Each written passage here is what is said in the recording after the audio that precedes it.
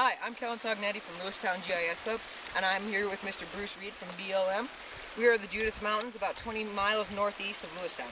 Now, Mr. Reed, could you explain what happened to the flood damage you're seeing here today? Sure. Earlier this spring, we had an exceptionally large amount of rainfall, as most of us know around Lewistown. And what happened, what caused the event here specifically is there were some culverts in the road about a half mile upstream that plugged up. It caused the stream to reroute and water just started eroding away the road. So the stream, because the culvert got plugged, jumped its original stream bank, found its new route, and started carving a new path. The end result is the road has been ruined. The stream has jumped its banks, and it resulted in some significant damage here in the Judith. I see. Very catastrophic, as you can see. What are the plans for repairing it? Well, right now, the plans that we have underway are, we kind of look at things in series of importance. The most important thing right now is to stabilize the stream bank. Even though the water is not flowing like it was several months ago, it still continues to eat away and erode the hillside. And that's going to continue to cause erosive damage in the mountains and on downstream. So the first thing we're going to do is we're going to actually stabilize the stream bank and the stream. We would like to get the stream as much as possible back in its original water course. In doing that, we're going to have to use heavy equipment to rechannel things and kind of repair and stabilize some of the stream banks. And that will hopefully then cause the erosion to become a minimum. Very nice. Now, what is the main goal of, and why is it important to repair all this? I mean, we're out here in the Judith, who's going to really care?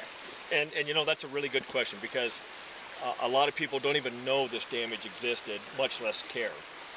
The reason it's important is because of the erosion potential up here can cause and continue to cause damage downstream, not only on private land, but as this water makes its way into fisheries, areas of water where there are fish. If things keep eroding up here and dirt keeps coming down into the creek and things like that, that sediment makes its way downstream. It can be detrimental to hay ground as downstream it starts to flood. As that sediment goes into flatter, windier creeks that have fish in them, and that sediment starts to build up, it decreases fish habitat.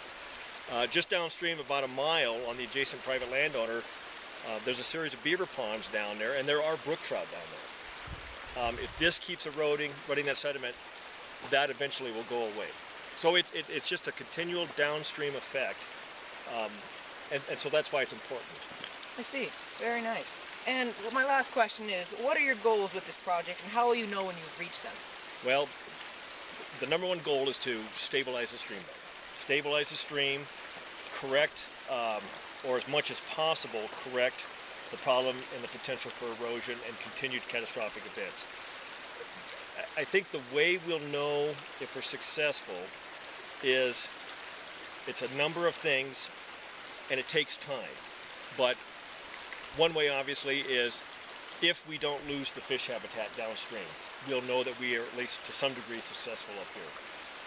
We are going to set up monitoring plots where we're going to monitor the activities before, during, and after. And we look at specific things. We look at, does vegetation come back? Is it the type of vegetation that we want? Are the hillsides and the stream banks stable, or are they continuing to slough in? So we look at those things. And if those things are within a range that is acceptable, we know the project was a success. All right. Very good.